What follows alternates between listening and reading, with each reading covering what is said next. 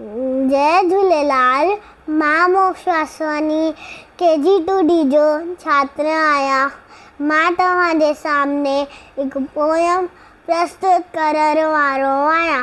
हिकिड़ी हुई बाणी चनांग जी हुई नानी, साढे डर जी हुई ॾाढी, कुत्ते जी हुई काकी, साची तेजी हुई चाची, संभारे जी हुई भेण,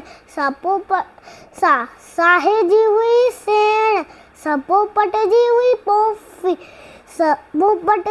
पोफी, माकुड़ीअ जी मासी, साहुई सेणण जी ससु,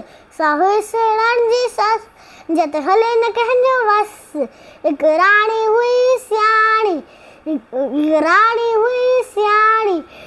जंहिंजी हुई बाणी, अहिड़ी हुई बाणी।